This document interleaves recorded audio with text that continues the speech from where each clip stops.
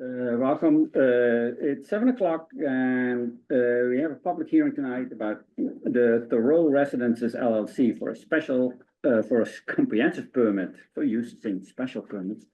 Comprehensive permit under MGL Chapter 40B, paragraphs 20 through 23 for a 237 unit multifamily development, which is a 13.08 acre portion of the real property known and numbered as 275 Forest Ridge Road.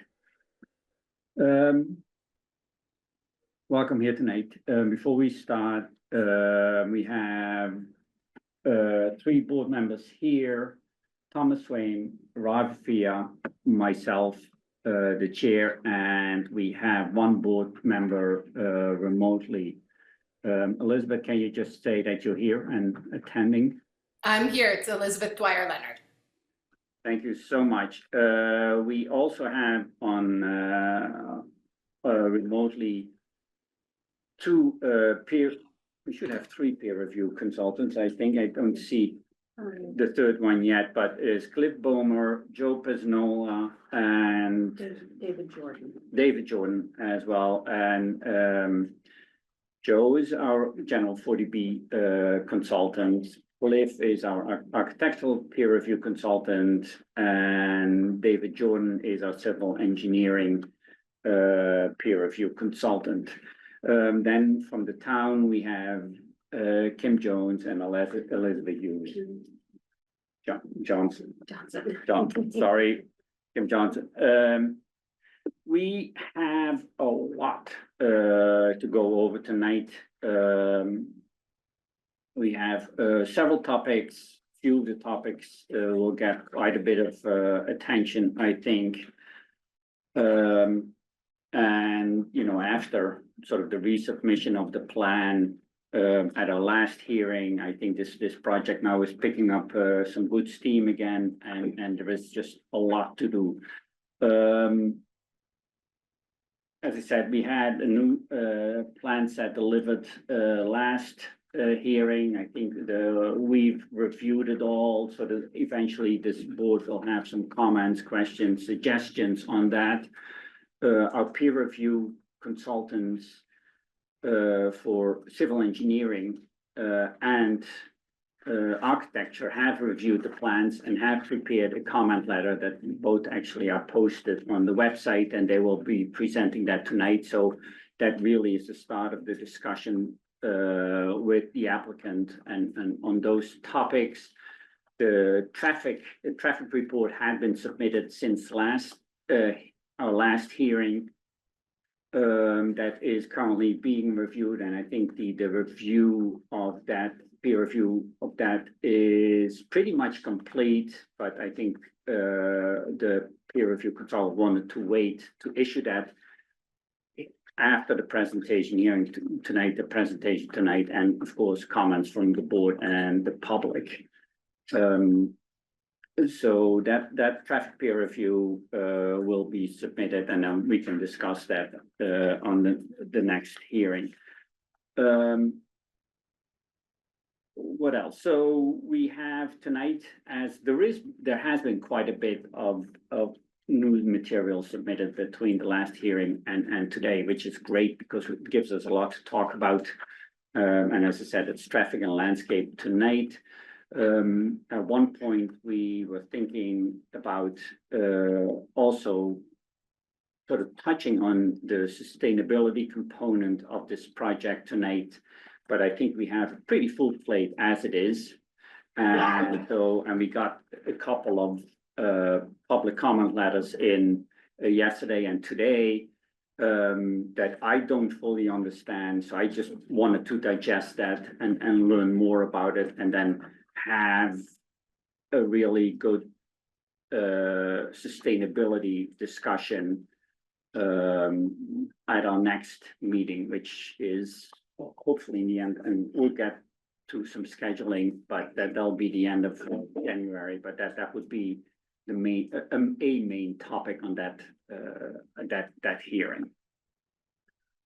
And then at the end of tonight's meeting, I just wanted to talk about throw out a few dates on where I think we see this project going and what the steps are and the dates are in order for us to give to get to a decision.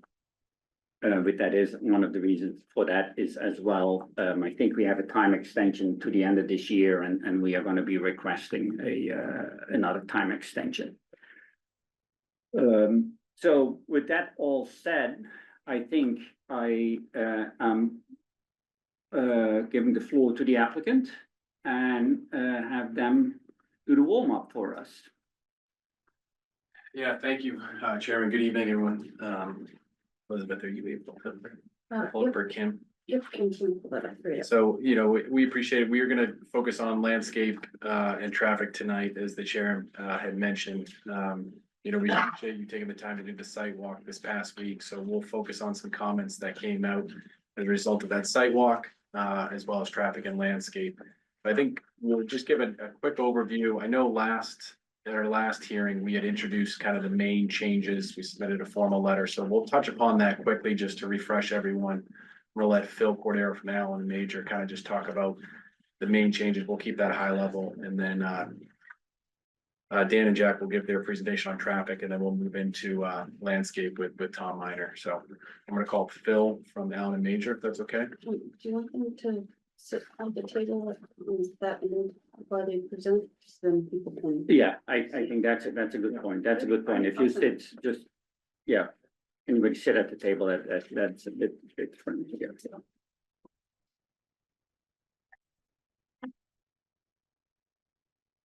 Either table. Either table. Thank you, Mr. Chair, members of the board. For the record, Phil Cordero from Allen and Major Associates, civil site engineer for the project. My portion of the presentation tonight, as Mr. Seck pointed out, will be very brief, but I'm here to answer any questions that are ongoing with the application. We'll obviously engage with GPI once they give their summary on the engineering peer review, and we can speak to some of the points that they raise on there. The one thing that we would like to present, if you could advance to the next slide, right there, please. We wanted to provide for record, the board had asked us to provide an overlay plan, something a little clearer than what we had on the zoomed out high altitude aerial at the last meeting. So the plan that's on the screen is really just a comparison of the last version of the plan before it went on hiatus and the plan as it currently sits before you today for review. I understand it may be challenging to see because there's a lot of information being conveyed, but the current plan is shown in blue over top of the older plan. And what I'd want the board and the public, and we'll make this plan obviously available to anybody who's interested in seeing it, is obviously the clear on the right side of the screen is the clear relocation of the driveway, which we've talked about several times, subject to the use variance. And then on the left side of the screen is the actual campus buildings, where the largest takeaway from that is our ability to have shifted the site development away from our residents to the west of us. So we want to make sure that the board has that information and, you know, we can happily talk through more of that. We did talk about setbacks and densities, lot coverages, so forth at the last meeting. Again, happy to revisit those if the board so desires tonight. But I know you have a very full agenda and we'll move on to some other topics, but I'm here and wanted to make sure that this made it into the record for you. Okay, terrific. Thank you. Thank you.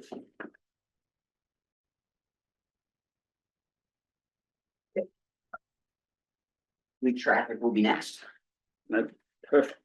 Thank you, Steve. Excellent, thank you. Thank you, Chairman, thank you, Board. Jack Lawrence, for the record, from MDM Transportation. And yeah, if you want to go to the next slide, I think our traffic slide should be next in the, there we go.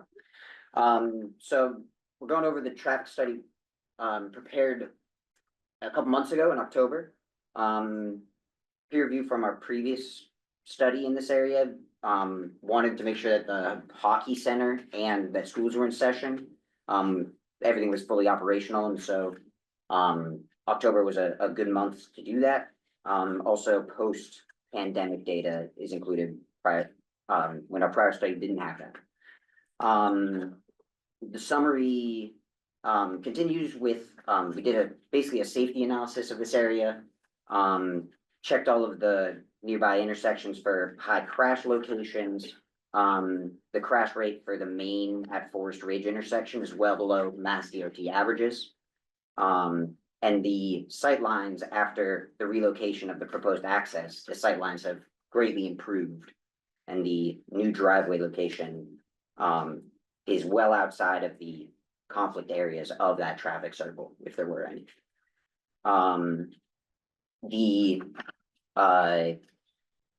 The main roadways, the Main Street and the Forest Ridge roadways, can comfortably accommodate the traffic in this area.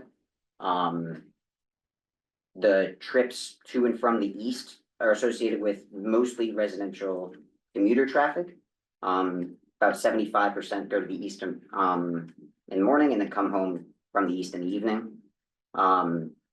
The capacity analysis of this area fits well within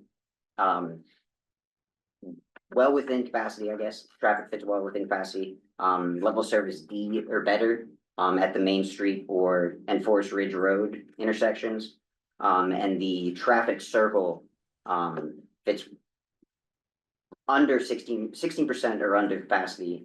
And so it should have no problem accommodating the project. And then we also did a quick parking and then traffic signal warrant study as well. Parking was adequately accommodated. We're providing, I think, a 1.66% or 1.66 spaces per unit, which is above industry standard. And then we did quickly check for a traffic signal at the Forest Ridge Road intersection with Main Street, but it did not pass any of the warrants. And a traffic signal will not be warranted. And then, yeah, we do have a traffic demand management plan to discuss a little bit about after all these. So yeah, this is just an overview of the site and the associated study locations. Again, we checked all these for any high crash locations, which none of them are. And then we just wanted to be able to visualize which way the traffic is flowing to and from the site, which 75% is going to follow Route 62 to the east. And Main Street has an approximate average traffic count of 12,000 cars a day, which we're adding approximately 80 or 90 to, so not too high of an increase. The next slide should be the site plan, which we've already seen, but it helps visualize the relocation of the driveway. The previous proposal had basically a fifth leg of the traffic circle, which the town didn't necessarily love, and so this migration of the driveway helps clear up sight lines, helps reduce conflict areas. And what it also does is helps consolidate some of the curb cuts along that Forest Ridge continuation to the south. There's basically two curb cuts right next to each other, one to the Thoreau Club parking lot and one towards the existing campground right now. And they'll be removing one of those curb cuts to put this driveway in. And then if you can kind of see it, there's also this also helps show, which we'll talk about a little bit in the transportation demand management plan, but the sidewalk shown along the driveway provides pedestrian access to and from the site that connects all the way to Forest Ridge Road and connects all the way up to Main Street. So we're going to continue. Here we have just a summary of the industry standard traffic site trips generated for this number of units for 237. Weekday morning and weekday evening peak hours. It's generally about one directional trip per minute in the commuter direction, so about one per minute in the exiting direction in the morning going to work, and one per minute entering from work in the afternoon. and this is just, and then, yeah, about 1,000 trips per day, on a weekday. It's pretty standard for this size project. Here's a visualization of the, 2031 build condition, traffic networks. These are our future conditions with the project in place. The golden arrows there, as you can see, show, cars coming to and from those branches of Main Street, to access our site. And yeah, that 88, and then you'll see on the next slide for the PM, but that 88, accessing or using Forest Ridge Road, number of trips is about 30% of the total trips using Forest Ridge Road, in the future conditions. And because of the future conditions, this also shows the traffic, grown about 0.5% over 7 years, as we've discussed in the report. And it also includes a background project of the Powder Mill Apartments in Acton. And then the next slide should be the PM. Looks pretty similar, but it's just the commuters have basically turned around and they're entering the site instead of leaving.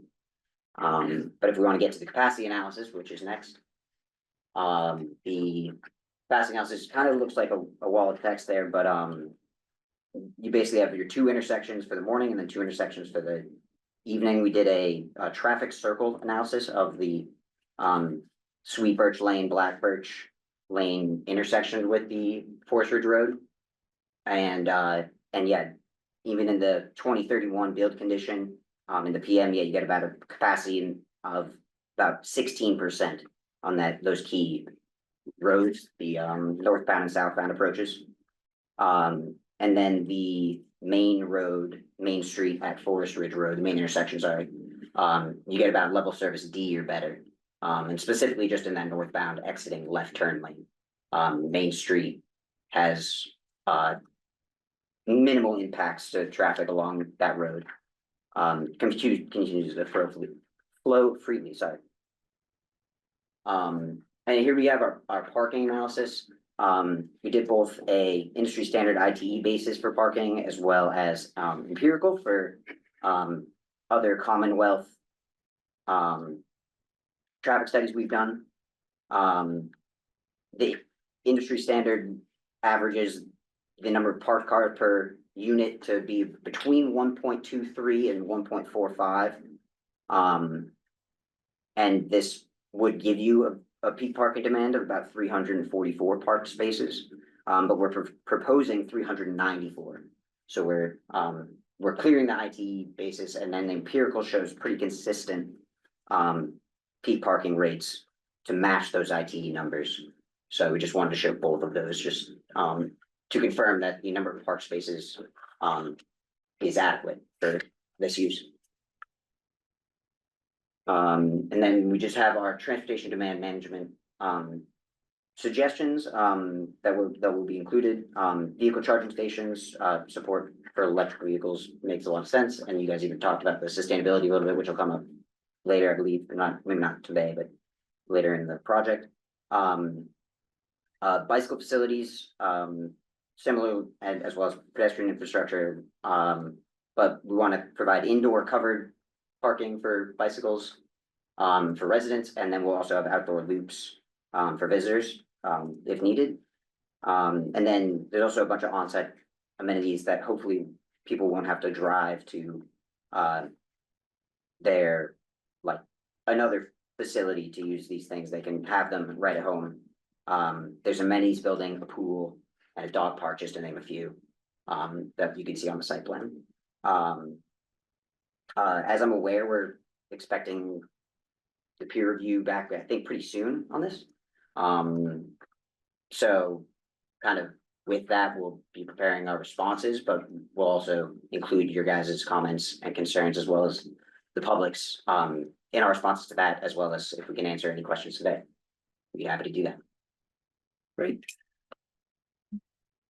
Um, Right. Are we asking now? Yeah, that I was wasn't- just thinking, because this is so an important topic for us and for the community, so let's get the comments out, the questions out now, yeah, I think so. Makes sense? All right. I thought you said that the development would add about 80 cars Yeah, just about, per peak hour. per peak Yeah, hour. it's about 80 to 90, I think, Then you later said, that might result in 1,000 trips per day. I don't see the. per day. So yeah, 80 to 90 is the peak hours. Right. So the morning peak hour is just that, I think it's about 88, and then the PM is, I think, 92. And that's total ins and outs for that hour. And then the 1,000 is at the whole day, so 24 hours. So Correct. spread out the total numbers. So you're saying 80 I didn't do well in math as I grew up, but 80, you're saying 80 cars will result in about 1,000 trips a day? So 80 total trips over the course of like a peak hour. But then if you imagine like the peak hour in the morning has 200 trips or so over the course of like 3 hours, 3 hour period, then that occurs in the PM. And then over the course of the rest of the day, you'll have 600 more trips somewhere along the lines of that day. Okay.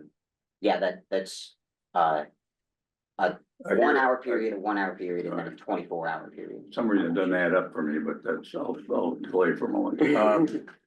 Go to your page 10, which is your capacity analysis results. Sure. And go down to the weekday evening peak hour. Oh, yes. Yeah, I was getting through in the report, just Okay. the same sheet, yep.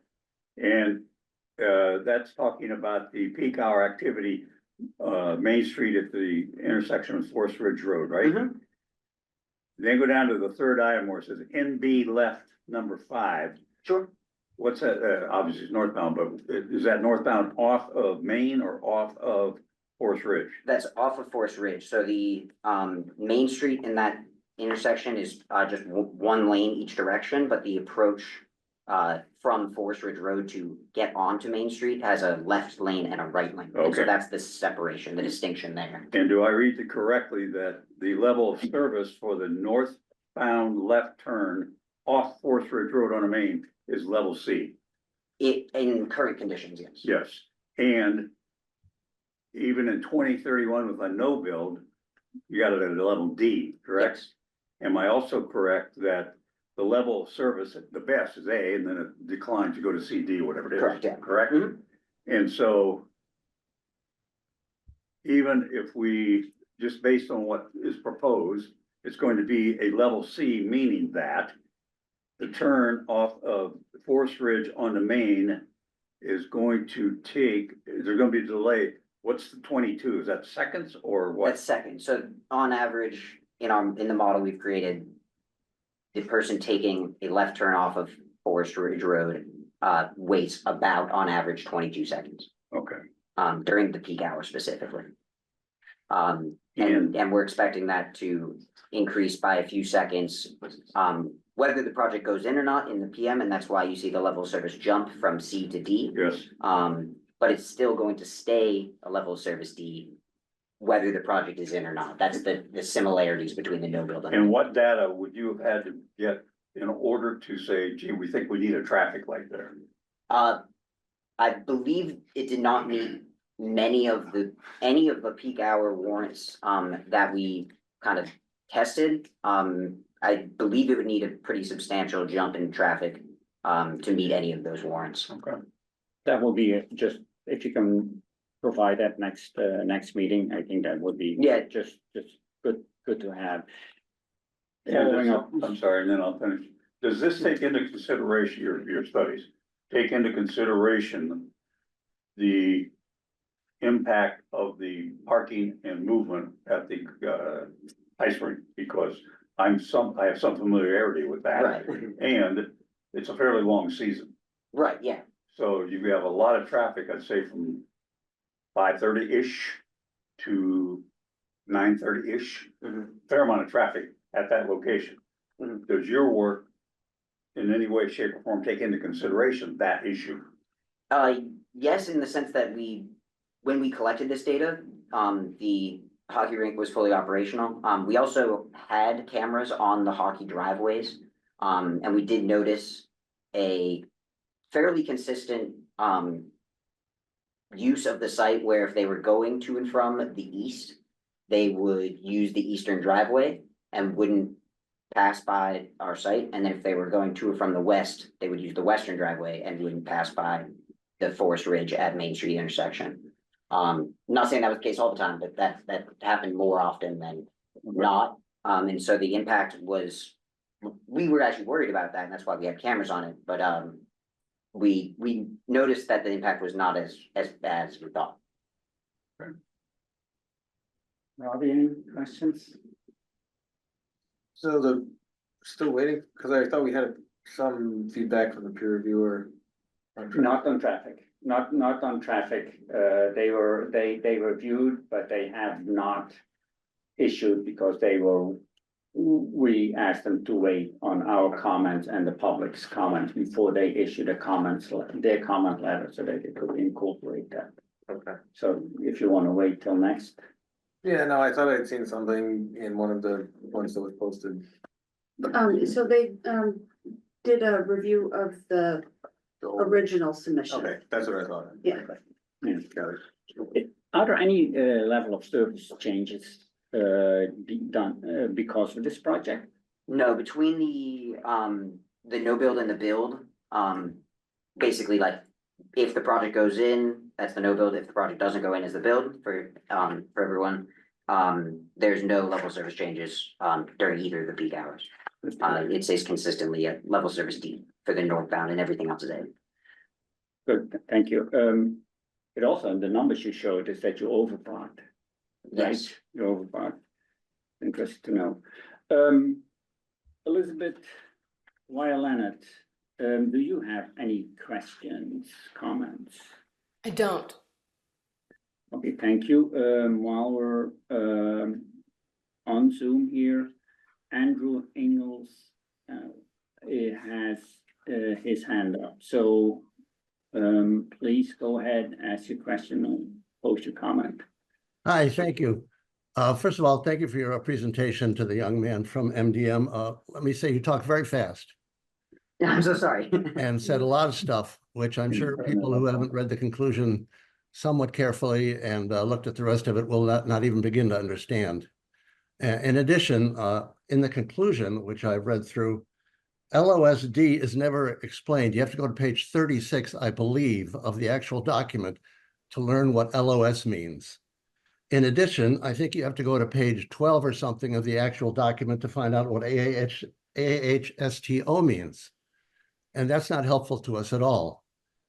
Also, I want to echo what the previous gentleman said. At some point during this presentation today, you said 12,000 cars per day, and this will be adding 80 or 90 cars per day. That's what you said. I think if we play that back, we can find that, which is not true. And then maybe you corrected that in your later comments, but what you said was not true. And people listen to that, people hear that. So also, LOSD, as I understand it, LOSD is the point at which things become unpleasant. And you've said LOSD or better. And so what you're acknowledging here is that it could be that things will be at LOSD during some of this. Also, we have a larger development not far from us, the Prescott, and they have more cars and they have cars coming in and out. But those cars have an option of going two directions. When you come out of the Prescott, you can go left and over to 117 very quickly. Or you can go down to 62. The cars coming out of here have out of this development have no option. They have to go down Forest Ridge Road to 62. And so, this is going to be, in spite of what you say in your conclusion here, no discernible impact to traffic flow and at operating levels compared to no build conditions. That's what you're saying about the intersection of Main Street and Forester Ridge Road, SIC, in your report. That's not going to be true. We know that. So, I'm upset that you say things like this in your report to try to make people read them and be happy when probably the truth is going to be somewhere else. Thank you. Thank you, Mr. Ingles. I do want to His confirm, address, please. oh, sorry, Mr. Ingles, what's your address? Oh, 3 Black Birch Lane. Great, thank you. Just want to note again that we have a peer review consultant on board who will review all the numbers and all the statements that have been made in the report. And they will be issuing a letter indeed very shortly. And so whether the statements were true or not, I think we have an independent consultant who can review that. So, but I think the important, at least for me, was that, level of service is not good, but, this project doesn't make level of service considerably worse. Yeah, we have, I'll get you soon. There is another hand up. Mr. Kenna, you are gonna be up next, and we would like your address too. Oh, you're still muted. Sorry. 29 Black Birch Lane. I had a question how the number at peak of, I think it was 68 cars out of additional cars, is that the right number? At peak? That go let's say. east, or that go to and from the east, you mean? I wrote these down quickly and I saw, could you put the diagram back up where you have the arrows in and out and the flows? Yeah, perfect. Thank you. Yeah, I got it. Yeah. So you have That's coming out, this is, can I see the morning peak? Yeah, thanks. So you have 69 outbound cars from the new development during the peak hour, which is, as you said, somewhere in the neighborhood of one per minute. Given that there are 394 parking spots, which I assume won't all be full, how do you base that percentage? I would have thought it would have been closer to, I don't know, half of the parked cars. Where do you get the number 69? So this is all industry standard, but the morning traffic, If I want to interrupt here, you might want to explain ITE and ITE numbers here. okay, sure, so, IT, which, is basically, I don't even remember the acronym for it. It's good for traffic engineers. Institute for Traffic Engineering, thank you. They basically submit and they collect a ton of data for all kinds of projects, including mid-rise apartment complexes. And they submit equations or rates at which these apartment complexes generate X amount of trips per unit or X amount of trips per occupied unit. And generally speaking, they're quite consistent with every project we've built, or we've helped build, and the generally speaking, the traffic window of a apartment complex or residential complex such as this, it is spread out generally between 6:30 in the morning and 10:30 in the morning. So when you think you have however many people leaving, they're not all leaving at the one peak hour that is being shown here. Yep. Which is how you get down to that 68 number, if that helps. Okay. Okay, so the spread might be, say, over, someone might leave at 5:30, but that would be fairly small, but say starting at 6 o'clock. And then so over the peak traffic period of, I don't know, let's say you've got 360 cars there, it might be 200 cars exit over that time period. And so and then just going back here, so we'll go with that number 69. So the 69 come to Main Street, and so now you have a total of 72. So you're saying that during that time period, you're only seeing 3 additional cars per hour? that seems low to me, given, if nothing else, than the traffic out of Thoreau Club. Oh, I'm sorry. Sorry. 57 and 72. My apologies. Okay, so, okay, So, 7. yeah. Okay. But you only have 3 additional, yeah, so it depends on how it's split. Okay. So you're roughly doubling the traffic out of that intersection. Because if this, order of magnitude, you've got a total of 130, 129 going out, of which 69 are from the new complex. So you're about doubling the total traffic exiting. Does that sound about Sure. right? Yeah, it does. Yeah. And so then your rate of delay is going from 26 seconds to, I think you had 31. I can't remember the chart. 32 in the morning, yeah. Okay. So a 5-second additional due to that delay. And I'm sure there's, I don't know, Poisson distributions or some traffic kind of distribution that's the basis for. Yes. All right.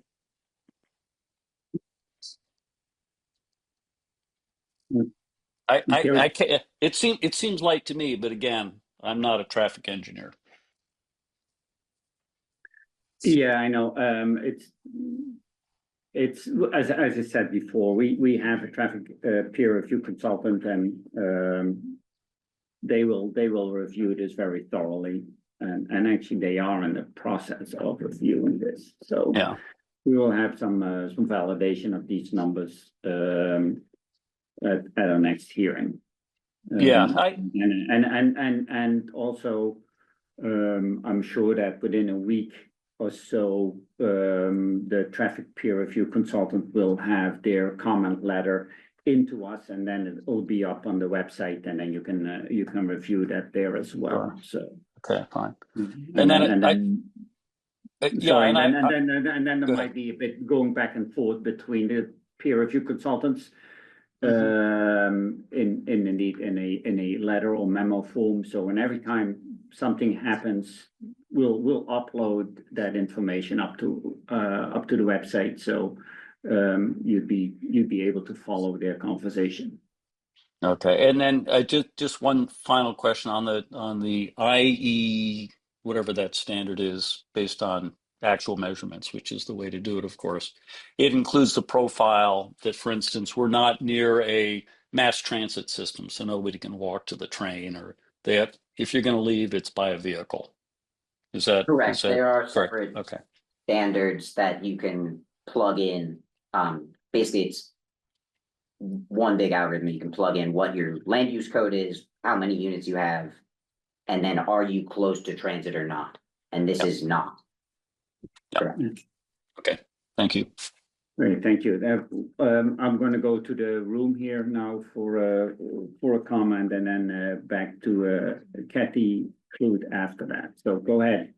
Jenna Miller, 1647 Main Street. I'm a co-chair of the Climate Action Committee, but I'm speaking on my own behalf. If I understood you correctly, you said you were not going to put any electric vehicle charging at the outset of the development. And right now there are over 10% electric vehicles owned by Concord residents. I think those should be accommodated. Concord is also encouraging people to buy electric vehicles. So please take that into account. Sure. I believe I might have misspoke. Yeah. Yeah, we can address that. By code, we have to have 20% ready and 10% day one, so we will have. You will have some, I'm sorry, I'm the negative side. Okay. If I misspoke, I'm sorry. I think he meant we'll talk about it at another time. Okay. But yeah. I just thought he was. Yeah, that was because they talked about the sustainability in the intro, and I didn't want to get further into that. Yeah, no, but we're gonna get we're gonna get EV spaces built and another percentage ready to be built. So that's a good thing. Ms. Clute, please state your name and your address, please. Yeah, Kathy Clute. I live at 10 Brook Trail Road, which is at the intersection of Brook Trail Road and Main Street. So I am very concerned about traffic because it's really hard sometimes to turn left out of Thoreau Hills in the morning. I just want to clarify, did the speaker say there are 12,000 car trips a day on Main Street near Forest Ridge Road? Is that the current That traffic? was our annual traffic count, average daily traffic count, yes. It was about 12,000 total cars along Main Street over the course of the day. Going both directions. Correct, that is the total of each direction. Okay. And so do your calculations take into account this new development that's going in farther down Main Street in Maynard? I'm not, I don't have details of that project, but I imagine it's going to spill a lot more cars also onto Main Street. So that 12,000, that is measured, not grown, existing traffic right now. Our future peak hour conditions, as you can see on the screen here, those through numbers are grown. The Maynard project was not a background project that we included, so I'll make a note of that. Jack, I think she's talking about the powder mill. Yes, the powder mill project was included. Oh, okay, good. In these hourly traffic networks that you're seeing on screen. So yes, thank you for bringing that up, but those are the ones. And those are included in these figures. They are just not included in the 12,000 because that was as measured just in October. Okay, well, thank you. Yep. Thank you. Anybody else, any questions, comments on traffic? Seeing none in the room, seeing no hands up. Let's move on to my favorite subject, landscape.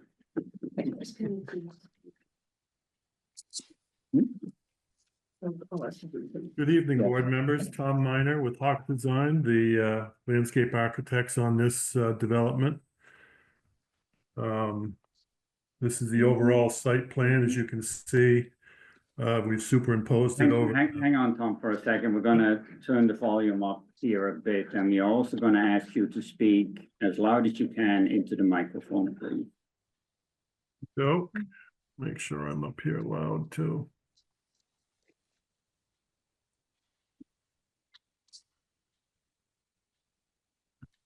Okay. So, please go ahead. Is that better now? Yes, it is. Okay.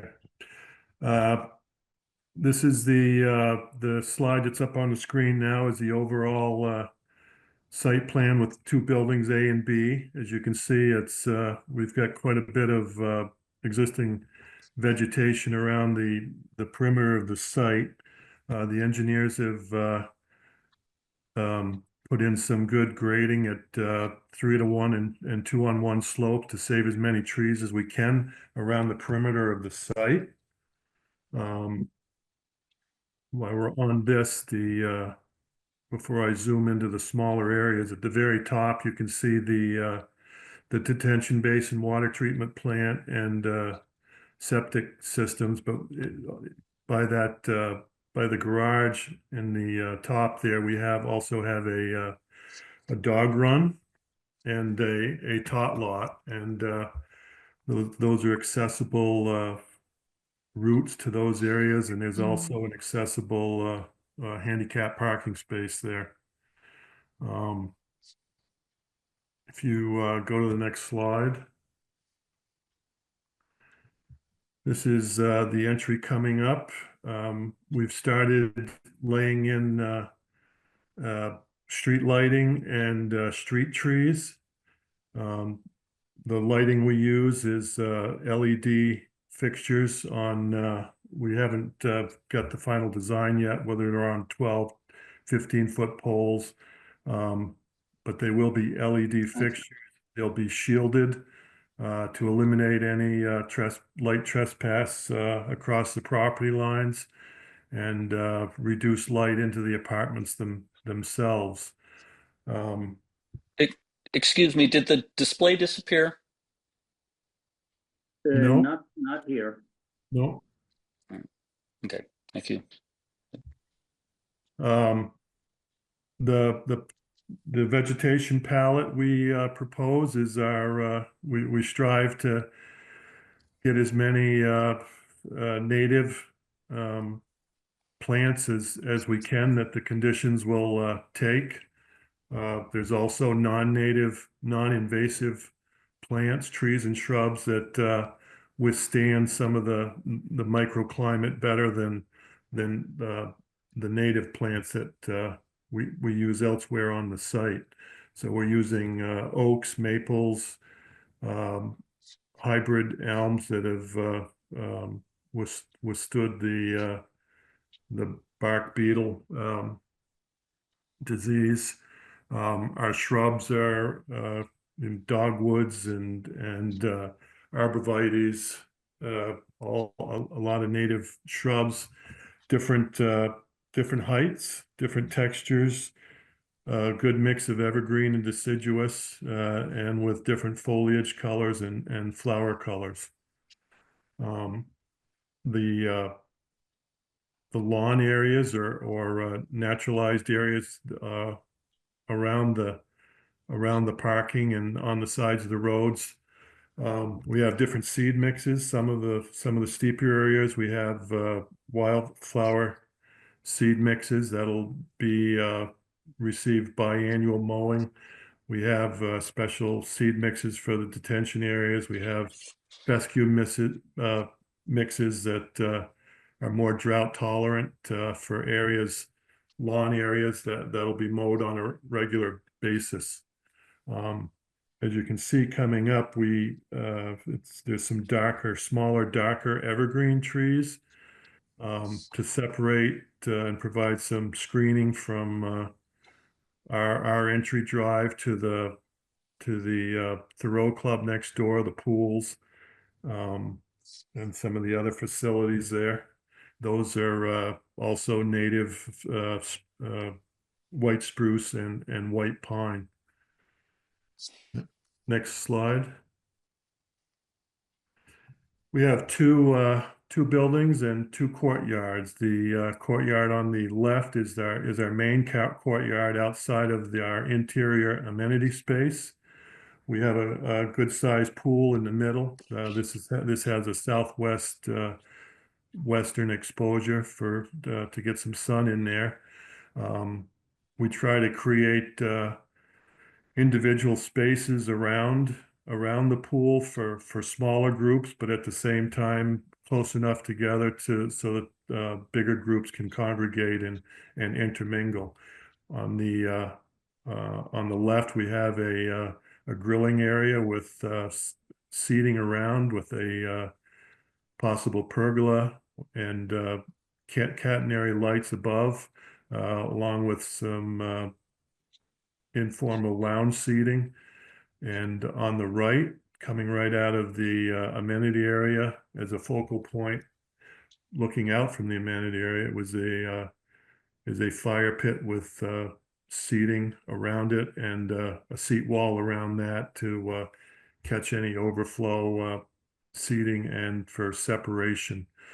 To the right of the pool in the corner, you see another small blue area. That's a plunge pool. That also is surrounded by a fence, and it is adjacent to the pool building, the pool equipment building, and a sauna. The pool meets code. It'll be surrounded by a fence with all the appropriate gate hardware. The client has asked that we show synthetic turf inside the pool area in the chaise lounge areas. They've had quite a bit of feedback, positive feedback in their other developments, and so that's something they would like to be able to include in this amenity space, as well as an activity lawn that's right off between the pool and the patio. In building B on the right, we have a secondary amenity area for the residents of this building.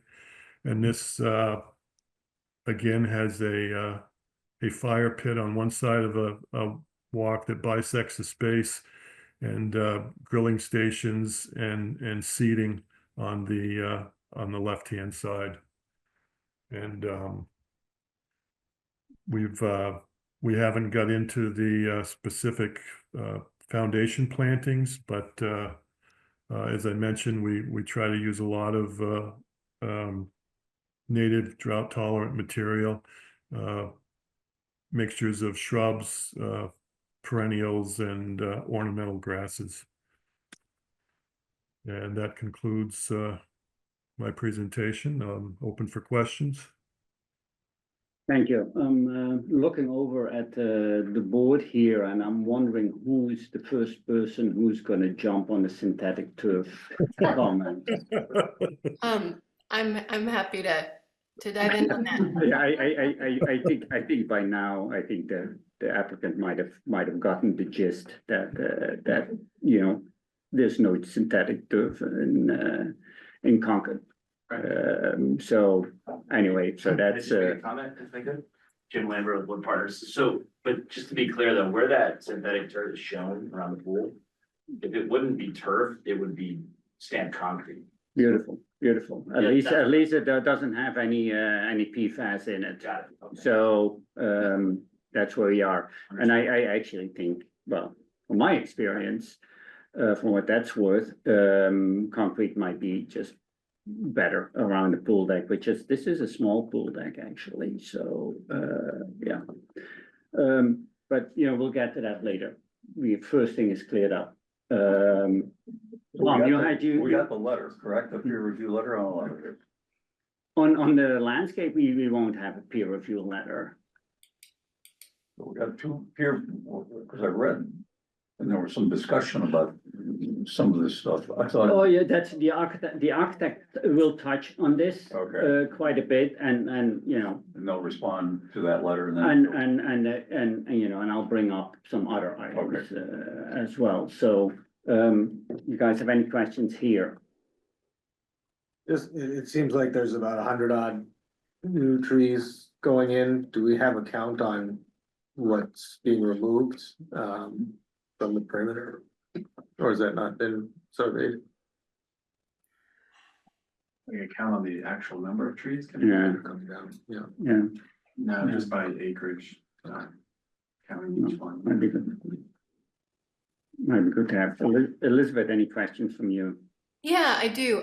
So as far as looking at things as I am on my computer, I've got this shared screen with Zoom. The landscape plan, that is the same as the one that's posted on the website. It's in black and white, and I think it's from November 8th or 9th. Is that the same document? Yes, this Great. is just called, yep. Good. I want to compliment you on having additional activity space. As I had said before, one of the perspectives that I use is as a parent and thinking about, for children who live there, the importance of being able to get activity so that they're not overly loud inside and things like that.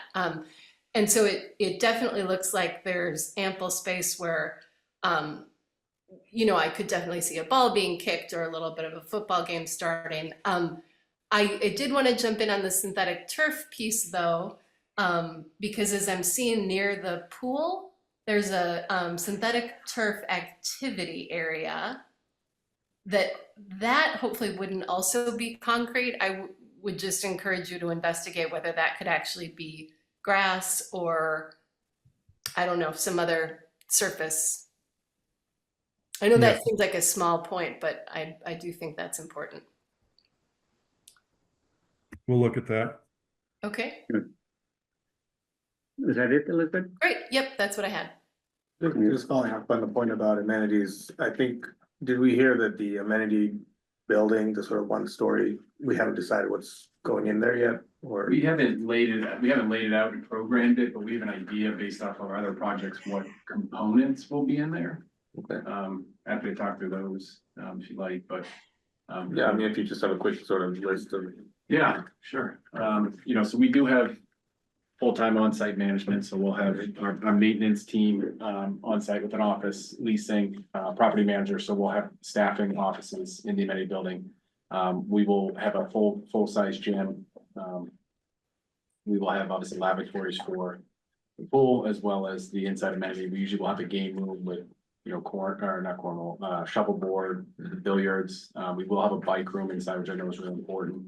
We do have dedicated bike rooms either in the amenity building or one of the garage bays will be converted into bike storage if needed. And we typically will have kind of a lounge area for watching, football games or whatnot. And then we also will have work from home suites. Those have become really popular. So we'll have dedicated work from home suites that are open to the residents. So that's kind of a feel for what they will be, but the exact programming will be TBD. But I think we have about 10,000 square feet of amenity program here. So, and mail and packaging. I actually have one other question. Go ahead. Will it be possible, is there some way that the main area will be connected by sidewalk toward the club, or will it just be coming all the way out of the driveway and then around and through the parking lot? It just seems like this is becoming such a, a rich, interesting place to be. The Thoreau Club is the same, seeing the overhead, the aerial view. I just wonder if there isn't some way that connect. You talking about the connectivity from B to A? The connectivity No, between the from apartment this- building and the club. The Thoreau Club. Yeah, I mean, there's the sidewalk out to Forest Ridge Road and then Right. up. Right. Yeah, But it seems like you're really onto something with the way that these outdoor spaces have been developed, and it leads me to wonder if it doesn't make sense to connect in more of a pedestrian way that doesn't include following the car path all the way out and all the way back in. Yeah, that's something we can look at. I can let Bill address it. As we know, we're in kind of a bathtub, and I don't think we could make an accessible route to the Thoreau Club. I'm not sure the club has an access point other than, I'm not sure if there's an access point other than the front lobby either. Yeah, But so Elizabeth, that walkway would need to comply with ADA regulations, so you'll need to be under 5%, right? And we know how long the driveway is, from the Yes. front door of the building to Forest Ridge Road, that's 5%, so, to just conquer that same height differential, you would need to zigzag up. So, but, I do wanna, want you guys to look at it, if that's possible, then that would be, just. But, Yeah. but, and you don't need to answer now. Okay, we'll look at it. We'll look at it. Yeah, no, I think that's good. Just sorry to throw in one other piece. There is a trail at White's Pond, which is a municipal swimming site in Concord that it's on quite a steep grade and it is ADA compliant. So it might be an interesting one to check out. We can look, I can look at that, but yeah. Yeah, that's Good. White's Pond. White's Pond. White's Pond, yep, it was redone within the last couple White of Pond. years. White Pond, one of those. They might have gotten yeah, but, they might have gotten a variance from the MAAB on that, because it's in a natural setting. Maybe, you Okay. could be, But it would just be anyway, an interesting one to see. I think they Keep will that as look a at thing. it. They'll check that out. Great. Good. I do have some questions and comments on this landscape plan as well. Courtyard in building B is looking well planted. But correct me if I'm wrong, Phil, there is a infiltration system in Courtyard B? No, There is not. there's not. All of for drainage purposes, all of our infiltration is on the outer perimeter underneath the parking lot or on the northerly portion of the site away from building B. So not in any of the images that are on your screen currently. We have it up on page 3 if you wanna. Yeah, but then I must have mislooked somewhere. That's great. Lighting. Anita, I noticed, or Tom just mentioned light poles between 12 and 15. I would like to get that more clarified. If I'm looking at this, the spread of the light poles on the plans, they look like they're higher because of the spread, between the I poles. actually, I'm thinking back now, there are some areas because of the underground utilities where we're gonna be putting higher poles with double light fixtures on them in order to get the appropriate spread, but we'll just Yeah. have to work with our lighting engineer on those. And I did forget. Yeah, I think just in general, I think it would be nice if you guys, if the applicant could look with a little bit more detail Yep. to just the lighting situation.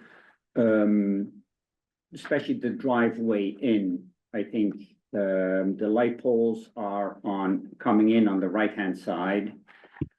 For one, I think it would be nice to get them on the opposite side where the residences are, because then a shield would work a lot better. If that would be one.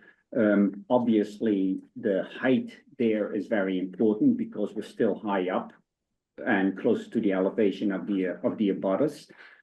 It also might be, depending on what the height is, you might want to go to a double head and put them in the median. And so we can and increase the number of poles, but go lower so that, we're out of the sort of the view shed of the neighbors of Black Birch. So that would be one. And then I think, and that's a detail, I think there's a 3 poles noted in the leach field. And I don't think they can be placed in the leach field, right? Correct. Strategically, they could be, if we coordinated the two systems, they could, but. Coordination, I know, been there, done that. Good, but so that's is indeed something that I would want to look at as lights, because they are, because you're dropping down that light, then all of a sudden becomes at eye level with the neighbors. And I think, if we can make sure that they're as much as we can below that, and I think that would be great. You can comment about lighting. You can make a comment about that, absolutely. This is just something that the planning board has noticed with different projects. To factor in the base for the light fixture. Do your calculation for a 12-foot pole, but then don't show a detail for a 3-foot high concrete base. And additionally, the planning board and the Natural Resources Commission are looking for 3,000 kelvins or lower. What was the number on the kelvins? 3,000. 3,000, yeah, okay, yes. That's kind of standard now with a lot of the towns. Yeah. So a little bit more detail on the lighting plan, I think. We'll be working on a photometric, hopefully for the next meeting. Yeah, I mean, there is a photometric in that submission, but that's, where I noted that. Yeah. And the spacing looked like there's higher poles, and there's no height mentioned on the lighting plan, so. I think that's important. And then also on the entrance plan, the entrance drive. And I think it was also mentioned in the architecture peer review letter, there's only trees on one side of the road, and that is, I want to make sure that I noted that as well, and I'm sure that somebody is going to write a response to the architectural comments, and we'll note that in a response, or we'll take that. We'll change it on the plan or note that. And then one other comment, and that's just because I noted it, and I have some experience in this field, is the pool deck. As I said, in my experience, it's rather small, but that's obviously, whatever you want to do.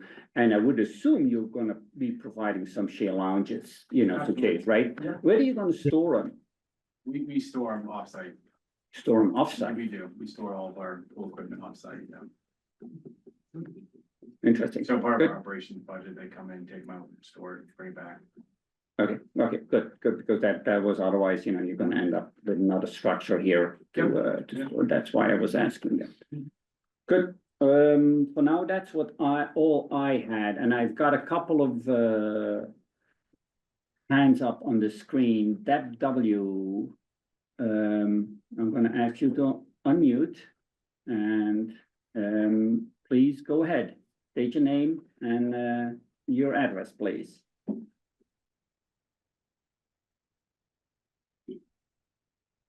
Deb?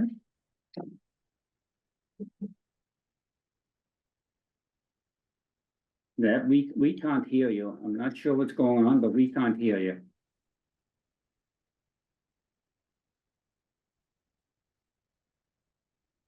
Okay, well.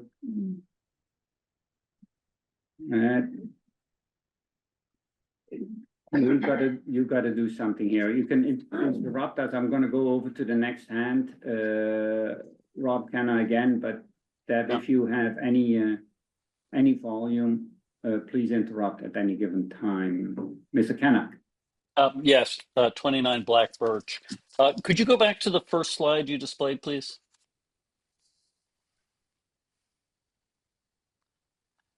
So here on the left side, nope, I'm sorry. The first one with pictures. Yeah, thank you very much. Yep. Yeah, that's fine too. Coming along the left side towards our development on Black Birch, when we did the walkthrough on Tuesday, the engineer noted a number of trees are going to be removed for the grading from the higher ground down to the property. So if I look here and I see the darker green outline of what the existing trees, I guess that's what that represents. Yes. Is there going to be any offset after those trees are taken down for doing the grading down to whatever level it needs to be? Or is that assumed just to be grass? We're anticipating that to be a grass lawn right Okay. now. So that shows as natural trees, which it sounds like, in fact, there will be no, mainly, at least as the road comes in, that all those trees to the applicant's property line will have been removed and that'll be grass instead. Is that correct? I was going by the engineer's limit of grading, and that's where this the olive green that we show on our rendering are the trees that are supposed to be, that should be retained after the grading and the road is installed and the parking's installed. Yeah, I would ask for clarification on where that tree line really will end, in fact, because it greatly affects the sight lines. Based on what the engineer showed us in the walkthrough, it looked like the buffer of trees from our property, from the back of the condos there down to the development, it looks like at least half the trees were being removed. Yeah. And that would be, obviously a disappointment for us. Yeah, And this picture doesn't show that. It shows a lot of trees left, and I don't think those are actually going to be there. I'm looking at the grading plan I was provided, and I'm seeing it's really a 50-foot side yard buffer of trees that are being retained, and that's what that olive green portion of our rendering represents. So we'll have to check on that. Yeah, where the road is coming in, there's no trees there currently. Right. Okay. And where you have the olive green, I assume you mean by the darker green outline, that's pretty much where the trees are now. Up into the point where you get to the main parking lot. Right. And the engineer was indicating that quite a few of those were to be removed. Okay, well, we'll have to confirm that then. Okay, thank you. Mr. Chair, You should go ahead. could I just touch on it before we move off of it? If you could back the slide up to the beginning. it might help a little clarity, just so there's no confusion, since I was the one waving my hands the other day, showing you where all the But trees were being. we never saw you because you were behind all those screens. I waved very, very broadly. All the way back to the black and white, it's actually page 3. And this may help this plan right here is just fine. So the message from this plan, without getting granular, wherever we have topographic contour lines, so the darkened lines that are visible on this plan, especially, you know, as you approach the birch abutters, that's area where trees, if they exist, would be removed. So I think between the color plans that we've prepared and the landscapers have prepared, is some artistic coloration that's taking place. But in terms of granular engineering detail, these darkened lines are the limits of work, and that's what we would hold. And these are the very lines that I endeavored to show the board and the residents that were present earlier this week, where those limits of work are. So this maybe for the abutter that is speaking, might be a little bit clearer in terms of what the limits of work are. Now, just point of clarity, and it was mentioned, you know, as you're coming in through the site driveway, there really aren't any trees in the area that we're doing our work in. So the limits of clearing really come into play when you're into the campus area, deeper into the site. So hopefully that helps a little bit. We can work to reinforce the plans and really provide, you know, specific detail about the trees that are coming out versus the trees that are staying. A question that came up earlier, since I'm here in the seat, we didn't do a tree count to, you know, a particular number of trees that are coming out. We are doing it based on either distance or acreage is what we're presenting to the board. Yeah, if I may ask for clarification, so you're referring to the image on the left of these two. I mean, you have an inset detail, but on the left, it kind of in the lower left, you have darker gray lines in the lower left of that picture, and you're indicating that darker gray area is where the trees would be removed, along with other areas, but this is the one that abuts our property, which has the most visual impact. That's correct, right? The darkened lines are the areas that we're removing out of necessity to accommodate the grading and the elevation change that takes place between the two. And the line, the darkened line that sort of runs catty corner on the lower left corner is the property line separating this project or the current Thoreau Club from the neighbors on Birch. Our tree line essentially parallels that, which is what I was attempting to show everyone in the field earlier this week as well. Yeah. Okay. So yeah. So like I say, it's a significant amount of trees that are being removed, and there's no planned offset to provide that cover again. And I want to follow up on that for a moment as well, because where you show your limit of grading, right? You know, there's trees there, you're gonna start cutting into their roots right there, right? Mhm. So the trees that are being removed is not just your limit of grading, right? There is more trees that are at the very least being impacted by the grading. So that's, I wanna, yeah, I think we might wanna, and I'm looking at you, Tom, here, we might wanna look at adding some additional screening in that area. Because I think the impacts are greater than what is being depicted here, you know, and that's just in practicality, right? So, we might want to look at that a little bit. Okay, I'm gonna go back to Deb and see whether Deb. Yes, I'm back. Yes. Yes, I'm back. I'm back. excellent. Sorry, I stepped away. So it's Deb Wutke, WUTTKE, 17 Sweet Birch Lane. Okay, go ahead. I had a follow-up lighting question. So when Sweet Birch Lane was being developed under a PRD, we agreed with the town that we would use dark sky technology, which means we buy very expensive bulbs, but it's very nice and we're happy to comply. Is this all dark sky technology we're talking about over in this development? Yes, it is. The application is dark sky compliant. Yes. Okay, good. The other thing is I might have missed some meetings, but I don't think I did. At a previous meeting, the Well, He's gone. she's gone. In previous meeting, I think she was also, I'm sorry, I got cut off. The private equity attorney. right, Yeah, Deb, yep, hello? we lost you there for a second. Yeah, I know, I cut out.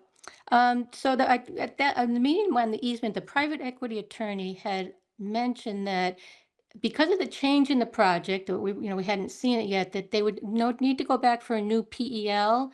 I don't see that out on the website. Does that mean that this isn't 40B anymore and it's more like a PRD negotiation that Sweet Birch did with the town? No, this is still a 40B. The PL is still valid. Although the unit increased by 10% or just shy of 10%, that 10% is typically what the state allows, not just here, but in all of their permitting. 10% is sort of their margin that they allow changes in without going back. And I'm free forming here a bit. Mr. White can jump in if he wants, but so the PL is still the PL is still valid, and it's still 40B. Okay, and the town legal counsel agreed, because the attorney for the private equity firm seemed to think that it would not be valid. So that maybe they changed their mind on that. Is that this is Jim Ward. Jim Ward, yes. Go ahead, Jim. And I apologize for being remote. I'm just kind of recovering from a cold, so I didn't want to come in. So I guess she must be. Jim, can you explain your role here? Oh, yeah, sure. I represent the applicant, and I assume she's referring to me as far as the explanation of the change, like is when we came, sort of a bit of history was we came in with one project. It was lower and squatter and wider, or, more coverage. And through the discussion, through the meetings and the discussions with the town and the abutters and everything, we relocated the driveway, went through that process. And as part of, during those hearings, we brought in the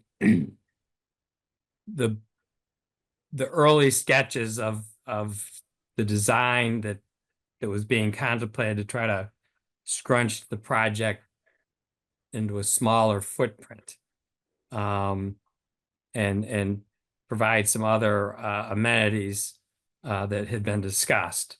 So to do that, they increased below the number of 10%, as the chairman just said, and we increased the height of the building. In order to skinny up the buildings, it had to go up a little bit, and that increased over 10%. So below 10%, it's an insubstantial modification, and above 10%, it could be a substantial modification. But the board is authorized to say that's fine with them. We don't want you to go back and amend the PEL. And we discussed it at a hearing, and it was the decision that because the feeling of the board and with our complete agreement was to try to reduce the impact, the footprint of the building, increase open space and green area and everything else, that it was acceptable to go up that extra square foot, the extra height. And because of that, this is the project we have, and the PEL is still the same, and we're operating under that one.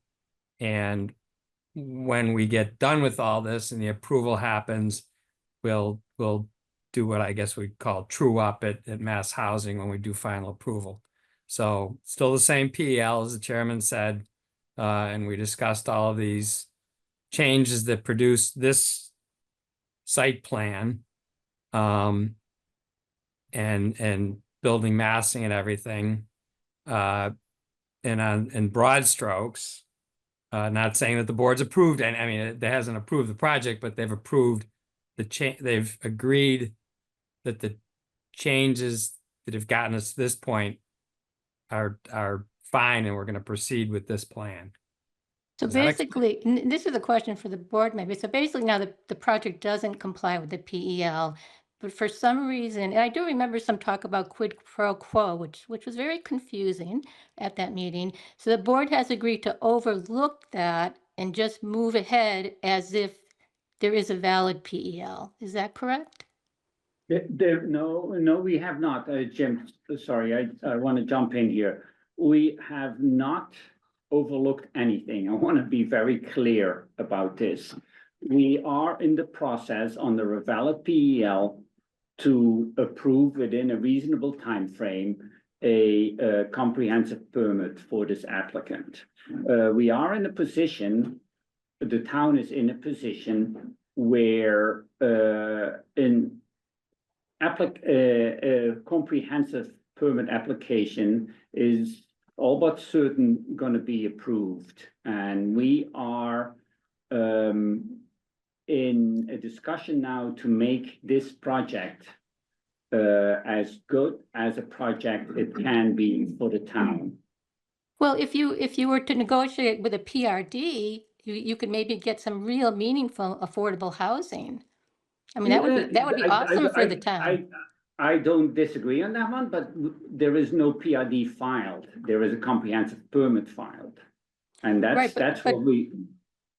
But I think at that last discussion at that meeting, there was a sort of an agreement, people came to an agreement that no, the PEL probably isn't valid anymore, but we will proceed anyway for some quid pro quo.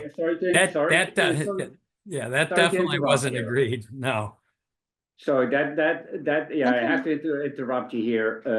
We did not agree to that. There is a valid 40B application in front of us, and that we are working with. Mr. Chairman? That's true. Yes, Joe. And Joe Piznola, for people who don't know him, is hired by the town as the 40B consultant. So Joe, go ahead. Thank you. Just to shed some light on this. The process is pretty straightforward. Mass Housing issues the project eligibility letter, and it is the applicant's ticket into filing a comprehensive permit. And changes are made to projects all the time. And this question rears its head many times with zoning boards of appeals, and in some cases in applications that are more adversarial. This one has been one of cooperation, or trying to work with the board and address their concerns. And in every instance, when an applicant actually goes back to Mass Housing and asks if they need to reissue the PEL, Mass Housing says no. Proceed under the existing project eligibility letter, and we will handle any changes, as Attorney Ward said, under the final approval. The process itself is that the board issues a comprehensive permit, and then the applicant must then go back to Mass Housing for final approval. And at that time, there'll be a review by Mass Housing with regards to, did anything change within the process that would change their willingness to issue a project eligibility letter or to support the project. And I contend that in this case, where the changes were mutually agreed upon, driven by the board's desire to change certain aspects, Mass Housing is going to be fine with these changes, and the board should proceed under the assumption that they've got a valid PEL and concentrate on the matters at hand and getting to a decision that addresses everyone's concerns to the greatest extent possible. Agreed. Thank you. Mr. Clayton, you've got your hand up. You're next. Thank you. My name is Gary Clayton, 31 Black Birch Lane, and a butter to the proposed project. Want to bring us back to the question of the landscape plan as presented this evening. A couple of things. One, I think the recommendation from the architectural consultant for the board, Davis Square Associates, recommends a screening survey to be done to determine the buffering needed to effectively screen the proposed project from adjoining or nearby residences. And I would want to say that, in my mind, is a really important step for the board to work with the applicant on, to realize the topography of the land, the size, age of the trees in the areas in question are such that as we look at two-dimensional images before us, it really does not adequately reflect the site conditions and thus the potential and I think real impacts on our quality of life as an abutter to this project that need to be addressed. And I think the idea of the screening survey is a really important idea. So I'm going to encourage the board to look closely at that recommendation from your consultant, and I hope you will proceed with that, because one of the things that I realized this evening by looking at the plan before us is the amount of vegetation that will have to be removed on the, I'll call it the existing Thoreau Club side. I realized there's, again, some regrading of the slope, significant tree and brush or shrub removal on that side. I think the landscape plan, as I recall, it's not on the screen at the moment, showed sort of a single line of trees. Unclear to me whether those are deciduous, evergreen, or a combination. But again, the topography of the land here is such that the light impacts arising from the Thoreau Club now, particularly the 6 months or 7 months of the year when we don't have leaves on the trees, come across and impact our property today. What I see in the plan before us is more of those trees that provide some level of screening for us now will be removed. And what's presented in the landscape plan seems to me, on the face of it, to be inadequate. But I think the way to try to finally get to the bottom of this is to move forward with the survey. I think that will provide much more useful information for the board, for nearby residents, and for the applicant as well. Thank you. Thank you, Mr. Clayton. Does anybody want to respond to this? I know that there are some other graphics that have been done. We're planning on presenting those graphics. I think anything tied to the architecture peer review letter, we're gonna wait till we've had a chance to fully read them all as a team. Okay. Respond to anything. Okay, because I know there is some visuals also posted on the web. So if people haven't been there, please go to the webpage, the town's webpage, and there are some really good visuals on what this could look like. Mr. Chairman, if I may just quickly add, though, I've looked at those and they're helpful. I appreciate the fact that they've been provided, but they're not adequate. Given some of the different points of view, the aerial views are interesting, but that's not where we live.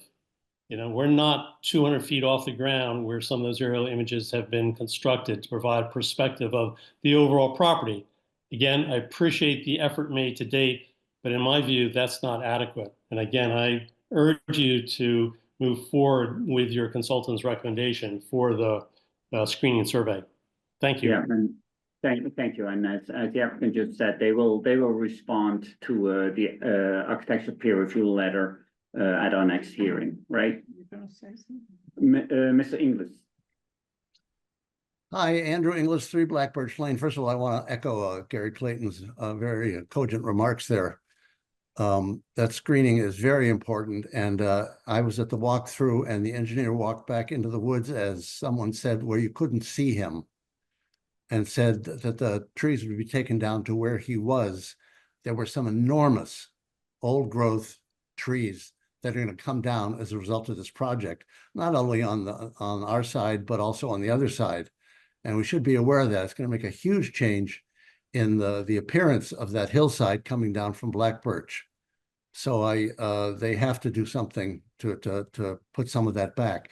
In addition, I would hope that a plan would include careful consideration of the entrance to Black Birch off of Forest Ridge Road, the initial entrance to Black Birch off of Forest Ridge Road, and maybe some screening on either side to the south and north of that entrance would be called for, so that the traffic noise, which is bound to increase, will become lessened, as well as will the sight of cars going by for the people who live at that very entrance to Black Birch. Some nice arborvitae,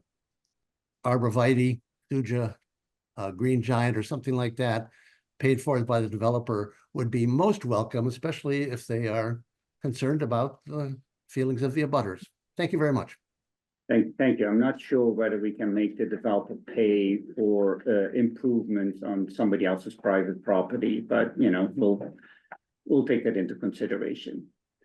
No other hands up here. Is there anybody, Mr. Dowling?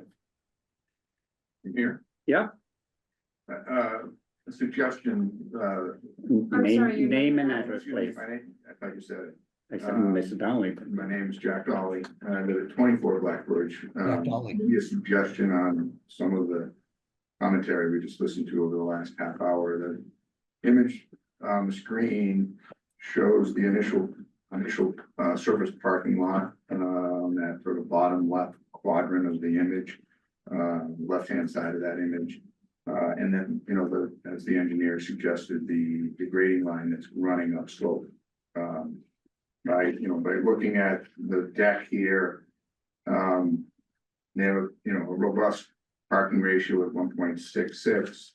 The various ITE thresholds of 195, 85, and empirical analysis, all yield or slightly lower parking counts. I'm wondering, as a suggestion to the applicant, that they consider making that first parking bay one-sided to the whatever the direction south, probably east northeast, and maybe being able to bring that grading line in to the east, and secondarily retain that slope behind the edge, an appropriate distance behind the edge of pavement. With what I would call elephant block, big Lego block that are fairly efficient to lay in, pretty stable. Unfortunately, that slope goes up pretty quickly, so you would need a fall protection fence on top. So that might bring a little more vegetation, back along that border, to provide a little more buffer between, the edge of that traveled way and parking area, lighting associated with it, in the rear of the Black Birch that Mr. Clayton and several others spoke about. Thank you. I think you are touching on something that's gonna come up a little bit later tonight as well. So that's great to warm us up to that. And we'll come that up. We'll bring that up. So thank you. It's simple math. I think I counted 20 spots, so they go from 394 to 374, and 1.568 spaces to the unit, which is a pretty good number. Yeah. In general, I think, that's a good site plan suggestion. I think there were some other suggestions in that realm that, are gonna be brought up later tonight. hope not too much later, but we're gonna, but it's good that you're thinking along those lines, because that's I think where members of the board are as well. So that's gonna be coming up. So this was a traffic and landscape discussion so far. So we've mentioned we were gonna go now to an architectural peer review comment, and then we will do some civil engineering, and then I think I want to go back to the board, because we've now seen the plans and we have comments on the plans. At least I have comments on the site plans as they were now submitted. So so let's go to our peer review consultants. Cliff, you are unmuted, so please go ahead, introduce yourself, and please present your architecture peer review letter. Okay. Hello, everybody. I'm Cliff Bomer. I'm an architect, a principal at Davis Square Architects in Davis Square, Somerville. And I did prepare that letter and submitted it about a week ago, I think. So I hope most people have read it. I think it might be just to keep things moving quickly, because my letter does go into a lot of detail, maybe segue to some of the that are bridging into civil through the landscape plan. I do have a number of comments about the landscape plans that I did review. I didn't have the nice rendered ones, but I'm glad to hear that they were exactly what we were able to review. So I'll just quickly touch on those because they are kind of scattered throughout my letter. I think probably one of the bigger comments was, and it was also shared by actually the civil peer reviewer, which is the placement of the play space of the tot lot. In my opinion, I think given the size of the development and the number of bedrooms that are actually potentially occupiable by children, I think the tot lot is inadequate and also poorly placed on the site. I would really strongly recommend a more central observable place for the tot lot that is accessed without having to walk across parking lots or through another building to get there. The other quick, I'm really going to go fast. It's already been mentioned several times, my recommendation to do a tree survey to really get a good idea of how effective the screening will be after all of the clearing and grading is completed, in conjunction with that tree survey, to really look at what's there and determine to what degree it should be supplemented. I would recommend, and it was mentioned tonight, that even grading close to trees can damage roots. Many developers have provided tree protection plans as well, certainly for notable trees.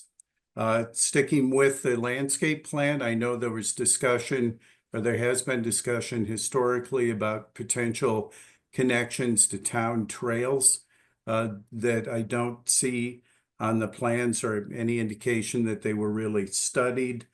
Bike parking for visitors, that was also mentioned in the civil letter.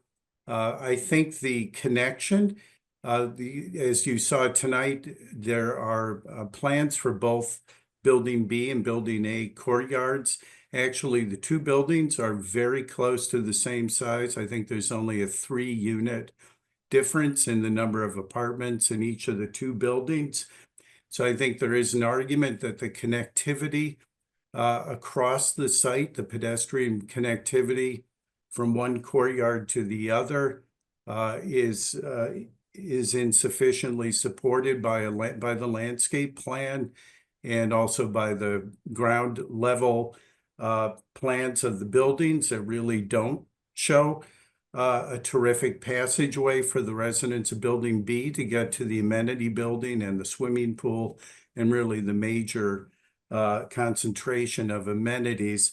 I would remind the board about the Novo project that had a similar issue with a very long, kind of impenetrable facade that was really cutting off circulation and porosity across the site. I think this project is really crying out for really increasing that connectivity across the site. I also noted that there were within each courtyard, there are 9 apartments that are at grade facing into the courtyard. The landscape plans at this point don't show detail of what kind of buffering that perimeter planting could provide to enhance privacy to those units on the first floor. So I think that is something that would really help us understand how effective that is. A couple other comments within the courtyard, the placement, and this connects over to when I'm going to jump over to kind of bigger civil bridge into the site plan. The grilling stations within the courtyards, I think could, create really kind of a bad air quality for residents, having grilling happening in the one, it is in Building B in particular, because that does have the most compressed courtyard. I think the grill station is only about 20 feet away from the building facade. Other quick comments I did note, and the chair brought up that note that was in my report about the entry, kind of promenade entry that has the trees planted on one side. I certainly think it would be enhanced with trees on both sides of the entry drive. There's one area of the walkway that's on the south side of it's on the south side of the entry drive. I think it is. I might be wrong. I forget which side it's on, but in any case, there's one area as you get closer to the development, at least through I didn't have access to the AutoCAD files, but just scaling it myself on the plans, it does steepen up a bit as you're getting closer to the real project site. And I would just want the team to confirm that that is compliant, that it's within 5% or less. I made a small note about the walkway into the site is about 720 feet long. I thought it might be nice to consider a little rest station along that walkway, finally connecting to the landscape plan, or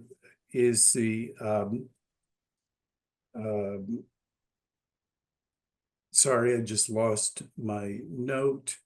Oh, yes.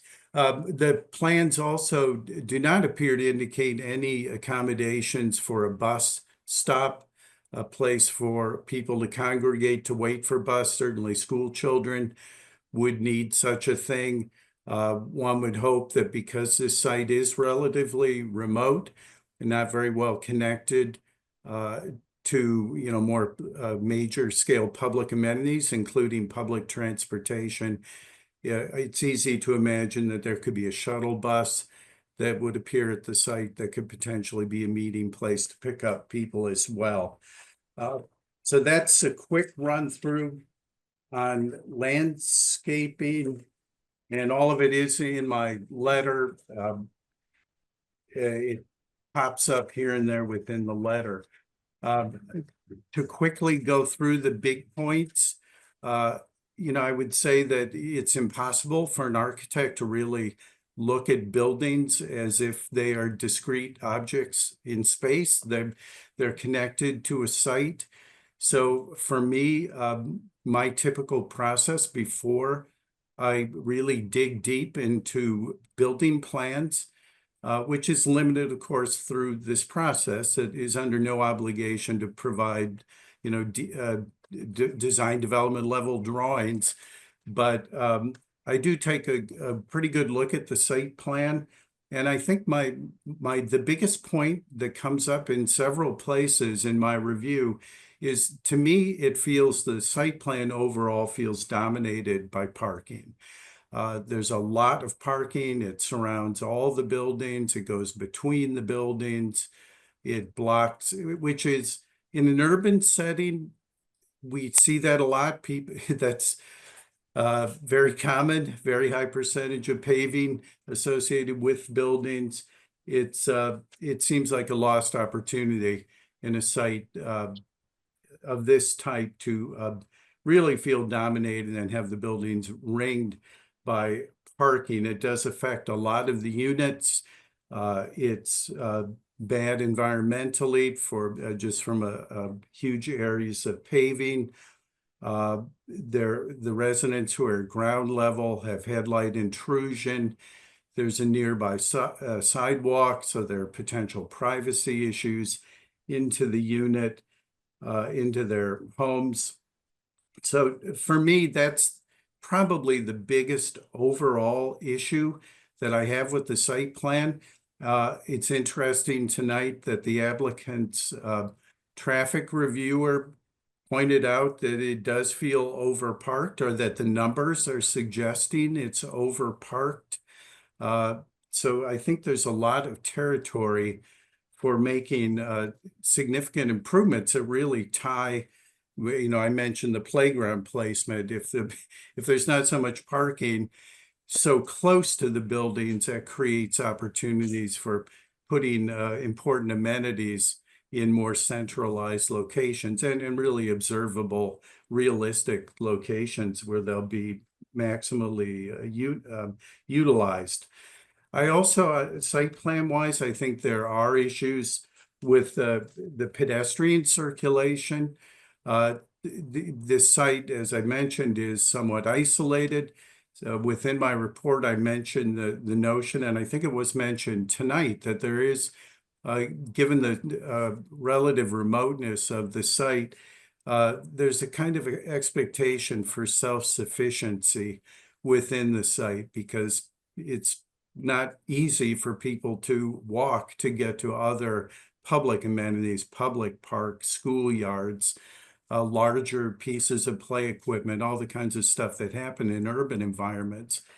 So to that end, I think the having better pedestrian access throughout the site that really does better connections to the amenities in the site, and just opening up more space that can be turned into amenities. I forgot one comment on the landscape plan. There are large areas that are graded flat where there are leaching fields. I didn't see indications of how those would be finished or how they might be programmed. So I'm sure there are opportunities, or I would suspect there are opportunities in areas that you've already laid out that are quite flat. As far as building design, and like I said, for me, the site plan is so much informs the building design. I don't want to get too deep in it, but I do support the changes that have been made that have concentrated the building footprints. I think given the topography of the site, it kind of absorbs or can mitigate the impact of taller buildings. It is a kind of destination site versus a fabric site. So I think the departure from the sort of faux traditional architecture that we saw in the last presentation is welcome. I appreciate the fresh look of the buildings, and I think that can go a long ways. I don't have a lot of comments on facades and some of the other massing decisions. Again, I was kind of hoping to see some changes in the site plans that would inform, that I think inevitably inform the building designs. I think a couple other things. I think this is, I guess, I don't want to sound totally negative because I think there is a big fix that could happen, and I mention it in several places, and it kind of ties a lot of things together in my mind. I truly believe it is worth exploring parking within the footprints of the buildings.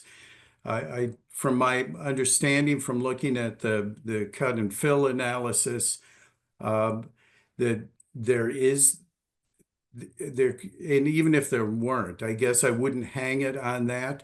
But getting cars under the building and I think right sizing, the actual number of parking spaces based on even numbers that we heard tonight could really, really help. I think parking and having some of the parking under the buildings also obviates the need for the parking garages that were shown on the site. I don't think they really add anything to the site plan. They cost money. In any case, it obviates the need for those. But most importantly, I think I mentioned some of the priorities that I would look at if I could relocate some of that parking under the building. Certainly the parking spaces between the two buildings, for me, create some of the biggest site issues, certainly for the residents of the development. It could provide space for relocating the playground and who knows what other amenities, as well as easing up some of the squeeze that happens in the courtyard at Building B.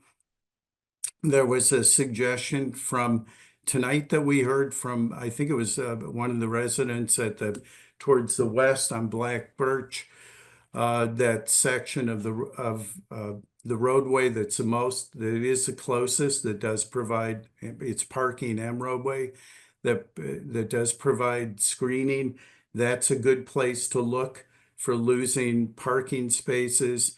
In my letter, I also mentioned the double loaded parking that's actually kind of to the northwest. That isn't where most of the impact to the neighbors is, but it is having that double loaded parking does create a lot of site disturbance in order to build it. So I don't think you probably want me to go through all 7 pages and pick out details, and I know we are looking forward to a response. But I think you heard my biggest issues. I would love to see some thinking about diminishing the feeling that the site's really dominated by parking. So maybe I'll stop there. Yeah, thank you, Cliff. This was also a great setup to where I wanted to go in from a site planning point of view. And everybody can read Cliff's letter, and we'll get a response to that. But what I pulled up here while you were talking, Cliff, and you might see it on your screen here, is a heat map of the cut and fill of the site. And you can see where in red is where the biggest cuts are, and blue is where the biggest fills are. And you can see that under building 1, there is fills that range anywhere from about 7 feet till 11 feet, 12 feet, just fill under building 1. So to me, that screams parking under, right? I mean, it's 11-foot fill. Given that this is a sort of goes from elevation to elevation, that 11 feet fill, you take off a foot or 2 of topsoil anyway, so you all of a sudden end up with 13 feet of structural fill that you need to bring in. And it's that a parking garage needs, give or take 11 feet floor to floor. It just screams parking under to me. So I'm with you on that. Obviously the building B might not be as advantageous for that, but it's just, this is almost like a shoe in my mind, so I am waiting for the applicant to respond to that. And while gonna stop this share, but then I'll do oops, this one now, yep. Let me just get my screen here in order. There is some need, you know, so I just showed that there is parking under on this building is pretty physically very much, you know, I'd like to know why that's not being proposed, but I think that's pretty much a given. Where Mr. Dowley was going earlier is removing these parking spaces on this side. I actually would like to see how we could remove all of this parking on that side of the building. We have a surplus of parking. We can park under. We could potentially add some parking in this area, but removing parking here, you can see the abutters are just there. Removing this parking here would be so beneficial for abutters and tree removal, etc. So that's something that I think we would like the applicant to investigate. And I think, Cliff, I'm with you. I think there is a working session coming up on this one. Because there's some other modifications. Cliff, you just mentioned that this double loaded parking here might not be in the right location.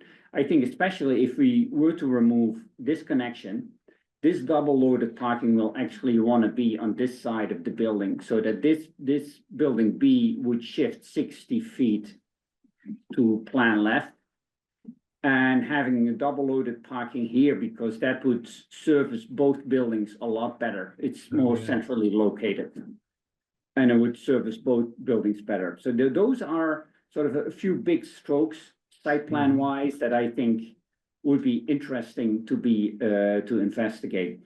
I think, and you know, I mentioned this before. This is a little bit off topic here, at least as far as parking circulation goes. This is the reserve leach field. This, you know, will most likely never be built. But that's you know, but it needs to be shown. It needs to be shown on the plans, especially when they go to DEP, that we can, you know, you can build this leach field. You know, I would like to see the applicant, how much of this tree line here can be saved, you know, without build, because this field is not going to be built. I would hate it if you were to do all of this earthwork right now, you know, taking the trees down, leveling it off, etc. Right? So that you know, we want to limit site disturbance there. Comment that Cliff made about the playground area. I have the same comment about the dog park. Now, if I coming out of this building A with my dog, you know, we're done by the time we get to the dog park. So that location is a little bit, you know, I have questions about that. And then from a pure site planning point of view, is how is this front of this building working, right? I'm coming down the driveway and I sort of hit this building, you know, and it's going to be a nice looking building. And I'm just going to be, you know, I think there should be something in front of that building, you know, and I'm thinking there should be really a drop off on that building, right? How is Uber going to work? How is a FedEx truck going to work, right? Every time they come there, they need to do a 3-point turn to get back out? Or can we have a drop off? Can we have a point, you know, something in front of there so that my FedEx truck can be there, can move around and can back up. Same with an Uber. Where do you tell the Uber, I'm gonna be at the drop? You know, I think there should be, and that goes back to Cliff's point as well, you know, people should be able to wait somewhere.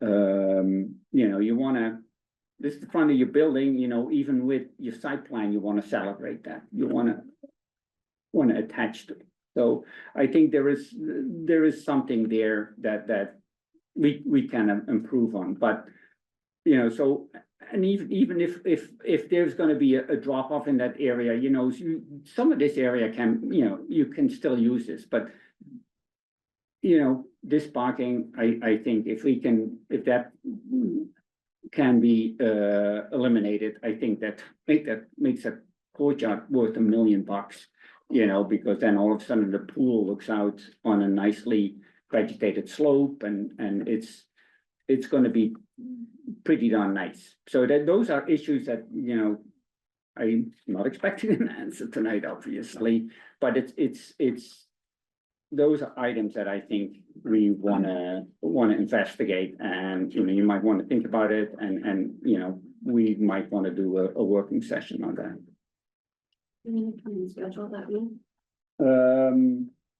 I'm gonna wait and scheduling until we're done, because we're not done yet, because I still wanna, promise that indeed I would give the board an opportunity to comment on plans as we had them. I have As another well. point, I'll wait until we get the response. Then the last thing is civil engineering, right? Is either Rebecca, who's gonna do civil engineering? David or Rebecca? I saw Rebecca online as well, so. Can I stop sharing? Yes, I can stop sharing. GPI, calling GPI. Yes, can you hear me? Yeah, I did. My video is not showing. Well, anyway. Well, again, I apologize. Looks like it should be loading, but it's not. So anyway, thank you, Mr. Chairman. For the record, David Jordan with Greenman Peterson's civil engineer and land surveyor. Our office has done a peer review of the site plan and the drainage report that was submitted. And this week, we submitted a letter with our peer review comments. And what I can do is kind of summarize some of the, I guess, some of the larger items that we want to bring to the board's attention tonight. Our review is really focused on the site grading, drainage, stormwater management, and the groundwater conservancy district elements of the project. A few other things too, but that was the primary focus when we went through and looked at the plans and the in the drainage report. So in our comment letter, we have a lot of comments that are really just some clarification on notations, you know, maybe some drafting issues that we recommend be corrected. So we won't go over all of those. One thing that came up in the discussion tonight that I think is worth mentioning, the erosion control plan, that shows the proposed limit of work on the project. And along the entrance driveway, coming in from Forest Ridge, the limit of work does not reflect a new pipe discharge, a flared end, a section of pipe that is within the new entrance driveway. So I think that should be shown, and I think it ties in with just concerns that the abutters had on the tree clearing that area. I don't know how much tree clearing will be associated with that, but certainly the limit of the work should be reflecting, you know, everything that's happening over there. As we look at the plans, we note that bringing in the new entrance driveway occurs where right now there is parking for the Thoreau Club. And not much detail is provided in terms of the work involved with essentially reconfiguring a significant portion of the Thoreau Club driveway parking areas. And while that's not relevant specifically to the 40B, I think it is relevant just in terms of, you know, the overall project. I know the plans currently say that that work is by others. But I think it would be helpful for the board if they could understand the work that's proposed over there. It looks like it's been largely designed, but it's shown in grayscale in the background with not much detail.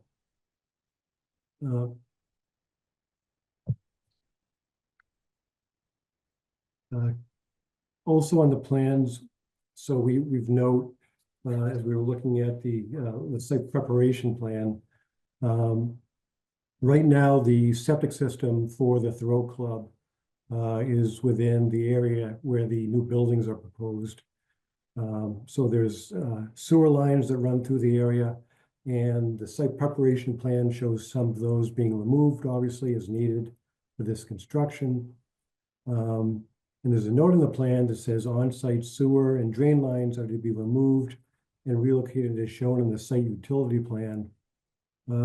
We note for the board, however, that no information has been provided regarding the relocation of the Thoreau Club sewer and how it ties into the proposed sewer that is shown on the plans for the new residential buildings.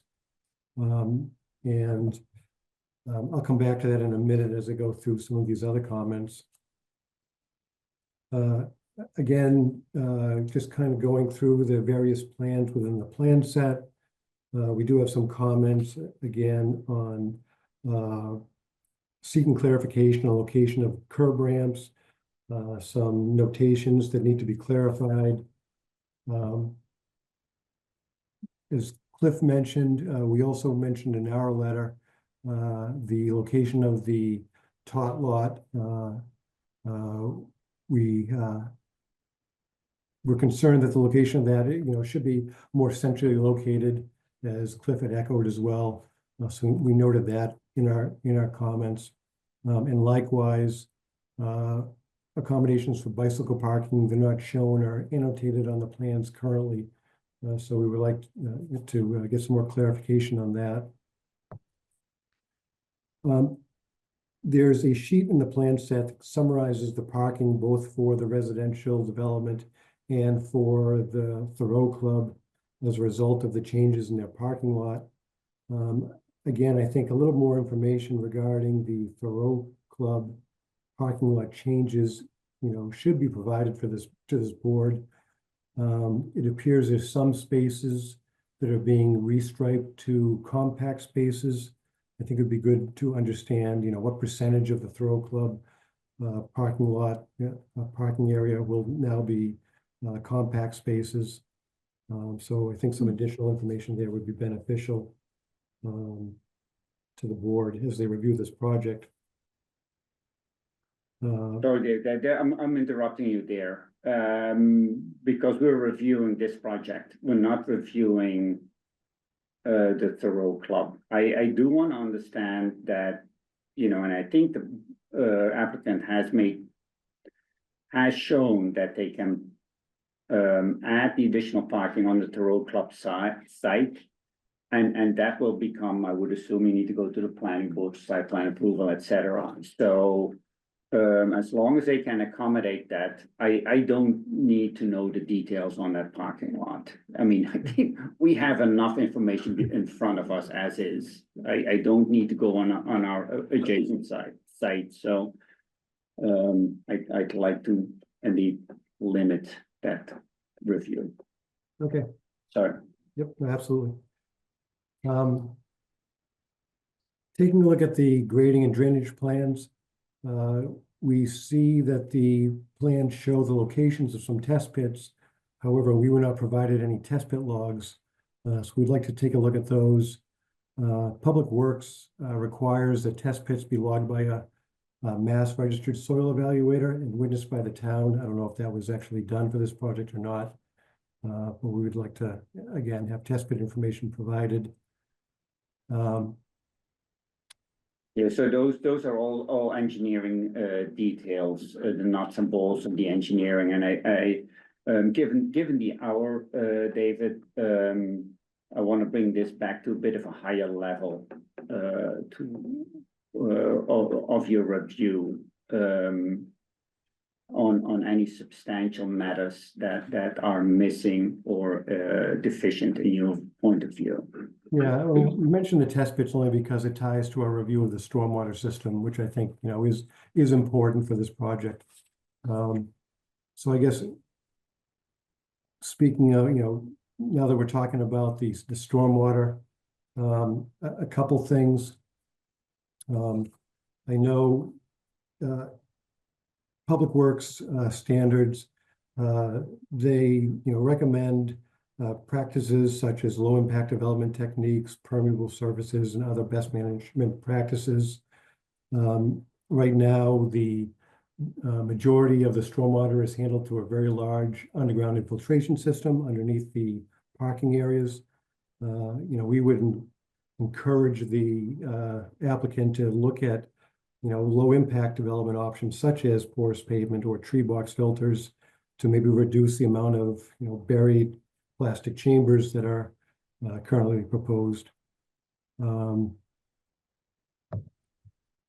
a look at some other comments here. I guess going back to the septic system, I know it's been talked about to some extent, but really no details have been provided about how many gallons per day wastewater are we talking about? How is it being treated? I know there's a treatment building, there's a handling tank area and a proposed leaching field area, but really we don't have any specifics on any of that. I think it would be good to understand that, particularly given the fact that, the wastewater treatment building and the wastewater handling tank areas are within the groundwater conservancy district. And our understanding is that the system that was out there for the Thoreau Club, our understanding is it's been operating outside of its permit requirements for some time. So obviously, we want to make sure it's adequately sized to handle the wastewater for both this project and the Thoreau Club.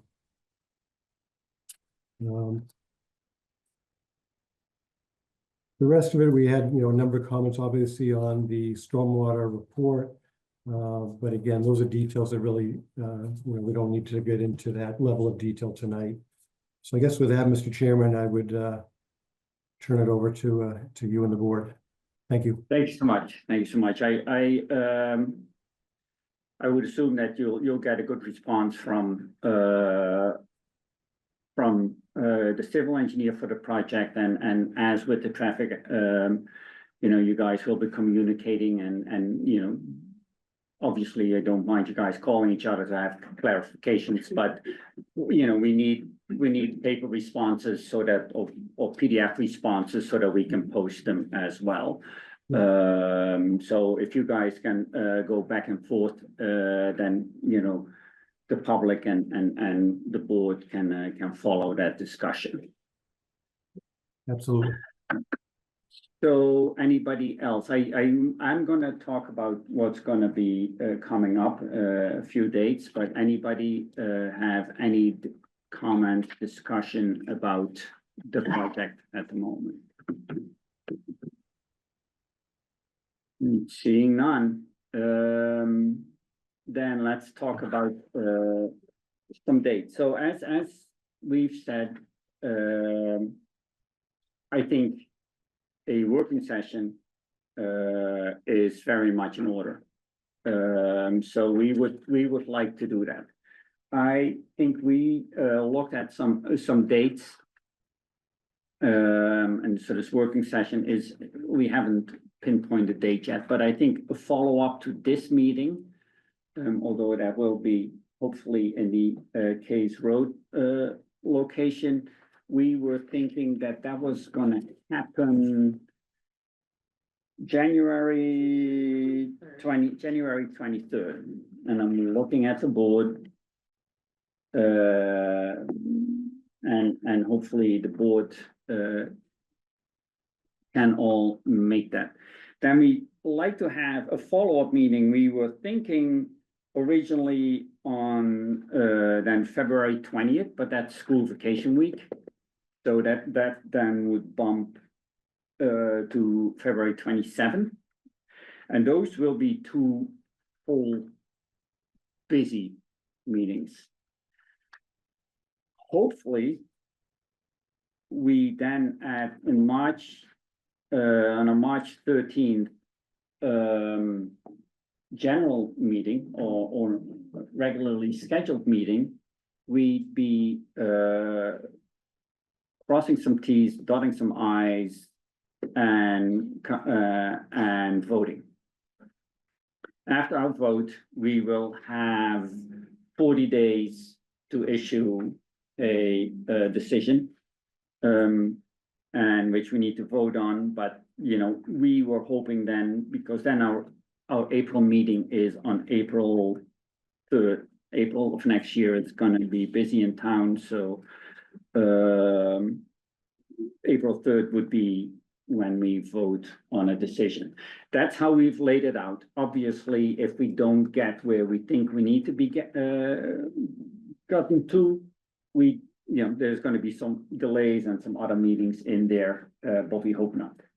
So that's where, to that effect, and Mr. Wood, if you're still online, that's where you also come in.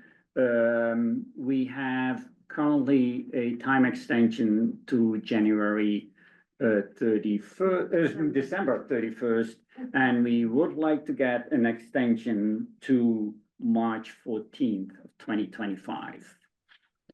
Okay. So if you could provide us with that, that would be much appreciated.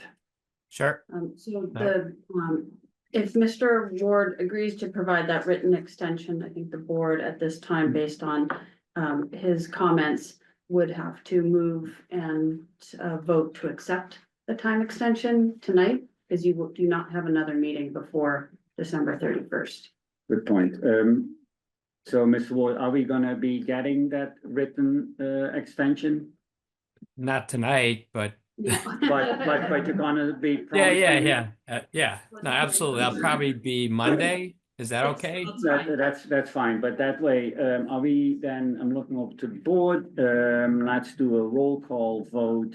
Since we have one member remote. Should move to accept. Yeah, Upon receipt to accept the extension, the March 14th. March 14th.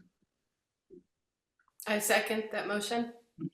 all those in favor say aye. Ms. Fia, Aye. Ms. Leonard, Aye. and chair votes aye as well. So, thank you for that extension. Want to try and schedule the working session, or because all the consultants are involved, I can send a poll. Working session, so January 2nd.